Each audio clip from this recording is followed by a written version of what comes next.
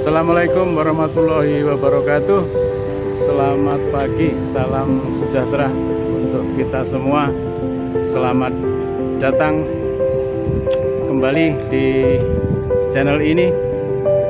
Apa kabar? Saya harapkan semuanya dalam keadaan sehat walafiat. Baik, pagi ini hari Sabtu tanggal 20 Agustus, masih dalam suasana perayaan Hari Kemerdekaan. Jam saat ini menunjukkan jam 9 kurang 20 menit. Saya berada di lingkungan Keraton Yogyakarta, tidak di bagian utara tetapi di bagian selatan, yaitu di sebuah alun-alun yang mana orang Jogja dan sekitarnya sudah tahu. Ada altar alun-alun utara dan ada juga alkit alun-alun kidul. Ya, inilah alun-alun kidul. Di belakang saya ada 2 pohon beringin dan suasana pagi ini cukup cerah. Banyak pengunjung yang berolahraga, memanfaatkan suasana pagi hari, weekend, Sabtu pagi. Baik, Anda lihat di belakang saya putar, ya. Di sini ada gedung Sasono Hinggil Dwi Abad. Ya, jadi ini peringatan 200 tahun berdirinya kota Yogyakarta. Jadi jauh sebelum Indonesia merdeka, Yogyakarta sudah ada tahun 1756. Baik, di sebelah sana, ya, di antara 2 pohon beringin lurus adalah Plengkung Gading, yaitu ada sebuah plengkung yang menghubungkan ke Panggung Krapyak, kemudian lurus ke pantai Parangkusumo di Parangtritis sana. Kalau ditarik dari Parangtritis ke Panggung Krapyak, kemudian tengah keraton, kemudian ke Kedaton, terus ke Malioboro dan Tugu, dan ke utara terus adalah Gunung Merapi. Itulah yang dimaksud dengan sumbu imajiner dari Keraton Yogyakarta. Jadi Yogyakarta tumbuh berkembang penuh dengan sebuah rancangan desain tata kota yang cukup tertata, tidak berkembang secara apa adanya. Baik, nanti saya lanjutkan di tempat lain. Ikuti terus perjalanan saya. Saat ini saya berada di dalam teras Sasono Hinggil Dwi Abad, menghadap ke selatan dengan pemandangan 2 pohon beringin kembar. Boleh percaya boleh tidak bahwa di alun-alun ini banyak pengunjung sengaja berjalan kaki dari utara ke selatan dengan mata tertutup dan tidak berbicara sama sekali. Mereka berharap berhasil menembus area di antara 2 pohon beringin itu. Mereka percaya bahwa jika berhasil masuk di antara beringin kembar itu, maka niatan baiknya akan terkabul. Banyak pengunjung yang mencobanya dan berhasil, namun banyak juga yang melenceng. Mereka gagal untuk masuk di antara beringin kembar itu. Tradisi ini disebut masangin. Mitosnya, permainan ini seharusnya dilakukan di tengah malam yang sepi. Silahkan mencobanya jika Anda penasaran.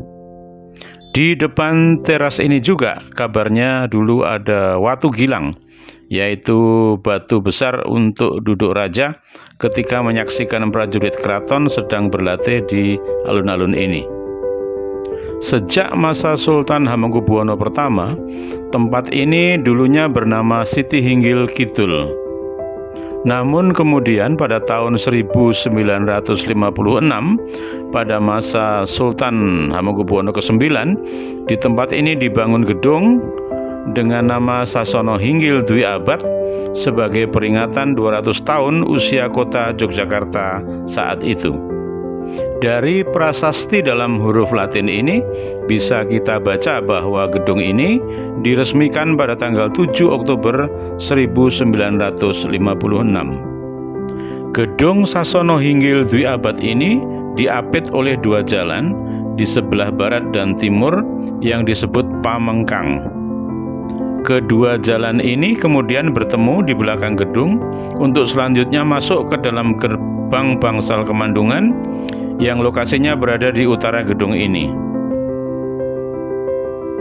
Sekilas bisa kita saksikan situasi di depan gedung Sasono Hinggil Dwi Abad saat ini dari Jalan Pamengkang Wetan ke Pamengkang Kulon. Terlihat dinamika kehidupan modern abad 21 berlangsung di depan gedung bersejarah yang penuh makna. Kendaraan bermotor roda 2 dan roda 4 berlalu lalang tanpa henti. Sebuah fenomena yang unik juga terjadi di sini. Pengamen yang biasanya menyanyi dengan diam di tempat di sebuah sudut, tetapi di alun-alun ini sepasang pengamen menyanyi sambil berjalan mengikuti para pengunjung yang sedang berolahraga mengelilingi alun-alun ini. Bahkan sepasang pengamen ini adalah penyandang tunanetra.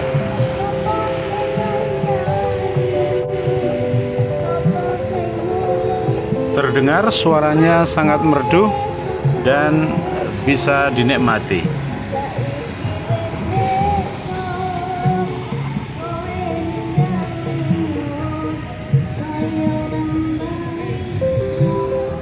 Inilah situasi di depan gedung Sasono Hinggil Dwi Abad dari Pamengkang Wetan ke Pamengkang Kulon.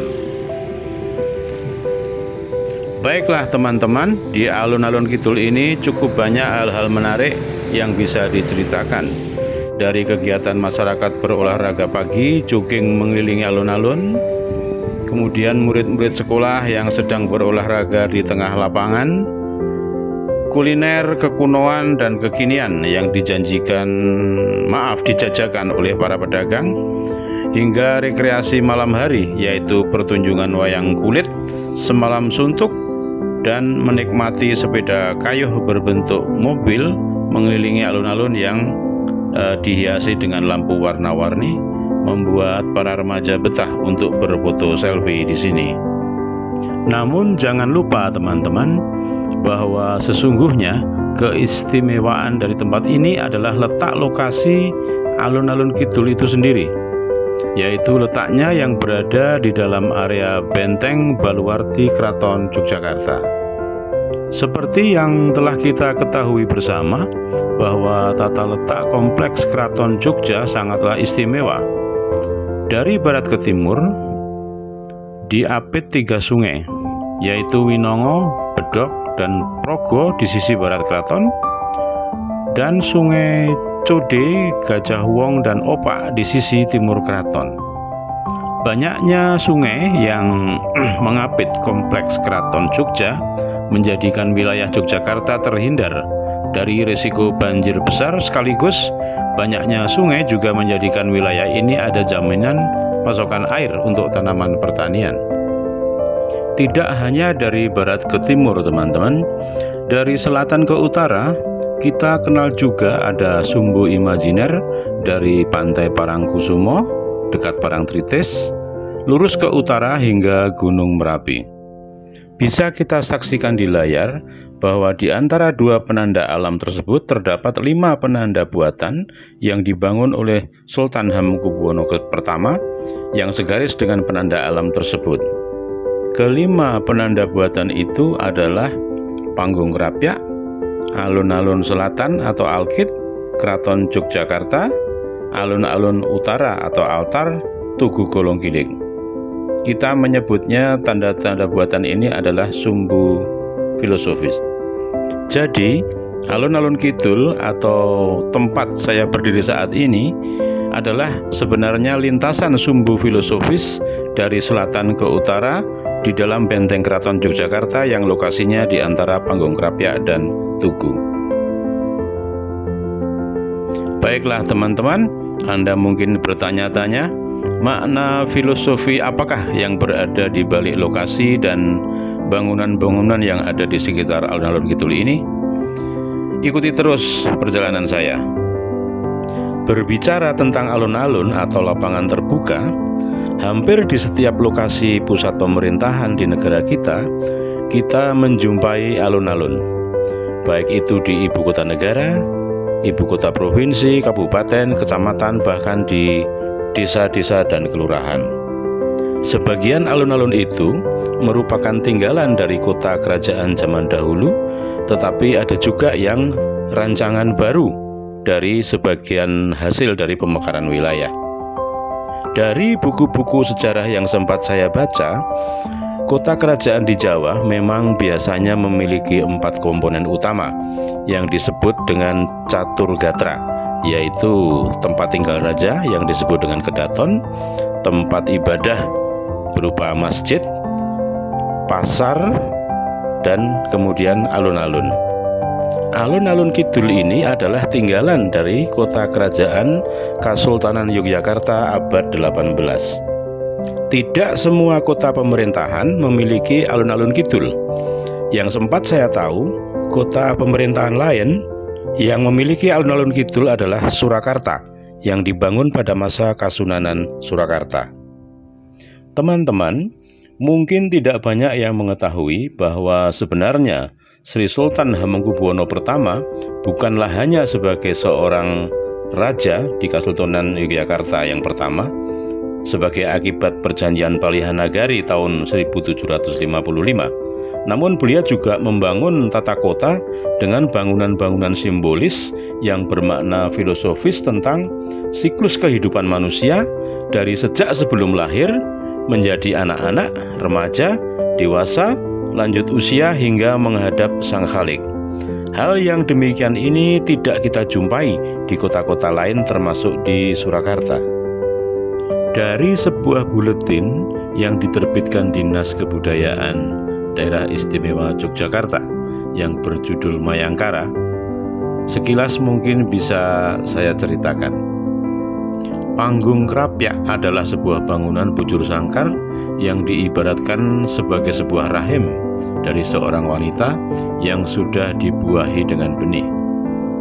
Benih itu disimbolisasikan dengan adanya kampung Mijen yang lokasinya di sebelah utara Panggung Krapyak. Mijen berasal dari kata wiji atau benih.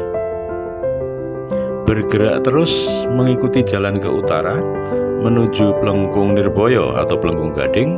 Dulunya hanya ada 2 jenis vegetasi, yaitu pohon asem dan pohon tanjung di kanan kiri jalan. Asem adalah simbolisasi dari sebuah kata Jawa, yaitu nyengsem atau menawan, dan tanjung adalah manifestasi dari kata sanjung.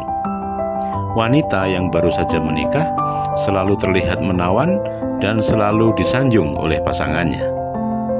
Setelah kita masuk di area alun-alun kidul ini, kita melihat ada 5 jalan keluar, yaitu 2 ke arah barat, 2 ke arah timur, dan 1 ke selatan.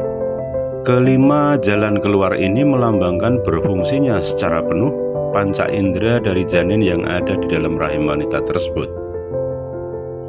Bangsal kemandungan adalah simbol dari seorang ibu yang sedang mengandung, dan setelah melahirkan bayi, maka bayi tersebut harus belajar, atau dalam bahasa Jawanya magang. Di Bangsal Kemagangan yang lokasinya di utara Bangsal Kemandungan adalah simbolisasi dari seorang anak yang belajar mengenal kehidupan. Sejak tahun 2014, Pemda DIY telah mencanangkan Grand Design Pelestarian Kota Yogyakarta sebagai kota filosofi untuk mendapatkan pengakuan dari UNESCO. Dan sejak tanggal 14 Maret 2017, Sumbu Filosofi Jogja sudah tercatat dalam daftar sementara tentative list dari UNESCO. Demikianlah sekilas wawasan tentang Sumbu Filosofi Yogyakarta yang memang unik dan tidak ada duanya. Mari kita dukung agar predikat Yogyakarta tidak hanya sebagai kota budaya, kota perjuangan, kota pariwisata, kota pendidikan, namun bertambah lagi menjadi kota filosofi. Dukungan semua pihak tentu diharapkan agar usaha ini menjadi berhasil. Baiklah teman-teman, saya akhiri perjalanan ini di sini. Terima kasih telah menyaksikan video ini. Semoga menjadi tambahan wawasan yang bermanfaat untuk negeri kita tercinta. Saya tunggu subscribe, share, like, dan komennya. Terima kasih. Wassalamualaikum warahmatullahi wabarakatuh. Sehat selalu.